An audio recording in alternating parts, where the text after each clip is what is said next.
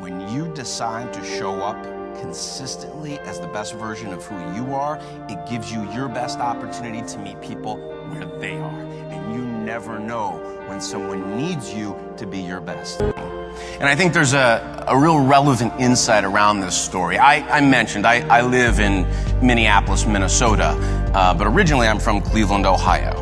And my mom still lives in Cleveland in the house we grew up in. She's a retired school teacher. So every year around the holidays, we all go back and we visit Mom. Well, a couple of years ago, I was traveling when my schedule worked out on Christmas Eve. And I thought the airport was going to be a zoo, so I got there a couple hours early. It wasn't crowded at all. So for me, that means Starbucks time. So I get down into my Terminal D, and I see the green sign. And when I travel these days, I always wear earbuds, so I'm rocking out to Coldplay.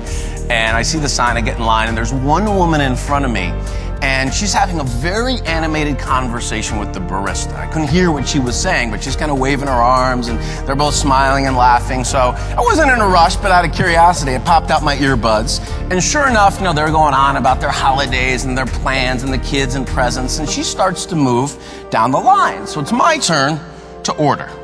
And I was greeted with this very warm and sincere welcome. This woman said to me, "Hi, my name's Lily. What's your name?" I said, "I'm Ryan." She said, "Ryan, what can I make for you today?" I said, I want a grande pumpkin spice latte. She said, "You want whipped cream on that, don't you?" I said, yeah, I want the whipped cream. She said, "I'll tell you what I'm gonna do." She said, "I'm gonna make it extra hot, load it up with whipped cream, sprinkle a little nutmeg on top. That's how I like it. You're gonna love it." I said, "Sounds great." She said, "Where are you going?" I said, "Cleveland." She said, "Are you going back to Cleveland to spend the holiday with your family?" I said, "Yes." Now at this point, I start looking around for the camera, right? I'm trying to get a latte at Starbucks. So I move down the line, and the conversation continues, and she's funny. She's asking me questions about my family and our holiday traditions. She's laughing, and I'm laughing, and she hands me my drink and says to me, "Ryan, have a safe trip back to Cleveland. Go create some extraordinary memories with your family. When you come back through the Minneapolis Airport, I want you to stop here and tell me all about it."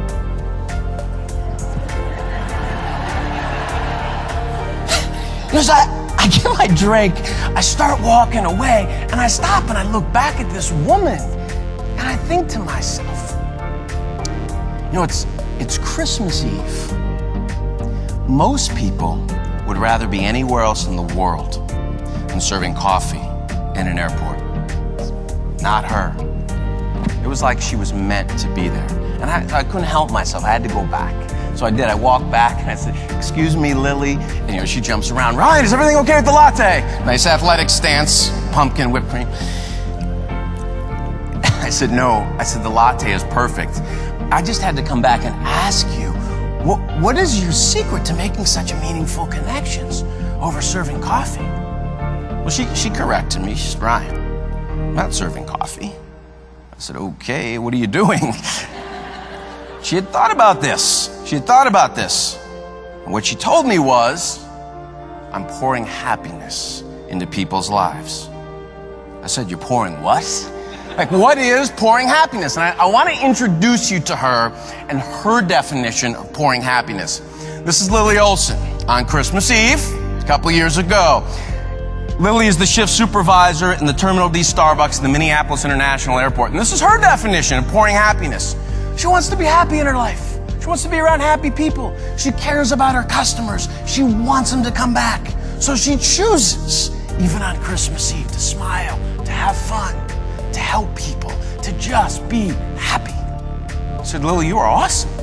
You're an awesome brand ambassador for Starbucks. You want your customers to keep coming back to Starbucks." "No, Ryan. No, Ryan." I said, "Okay, Coffee Yoda, lesson number 2, please." She says, "No, I want my customers to come back to see me in Terminal D." And she gets to really important principles of meeting customers where they are in the new economy. And the first one is, instead of just focusing on how to be successful, focus on how to be helpful. when you help customers get where they want to go today, they'll return that favor with loyalty. Optimized employees are more likely to be helpful.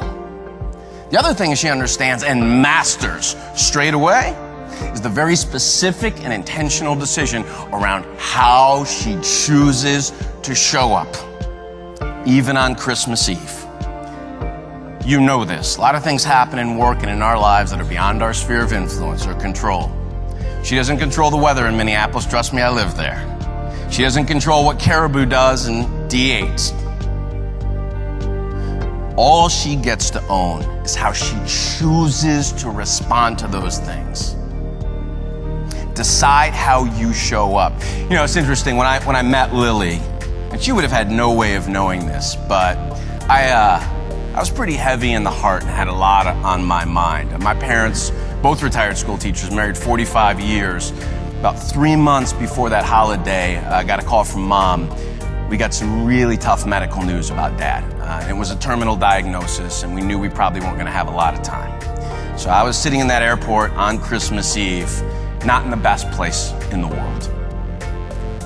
I will never forget that cup of coffee. When you decide to show up consistently as the best version of who you are, it gives you your best opportunity to meet people where they are. And you never know when someone needs you to be your best.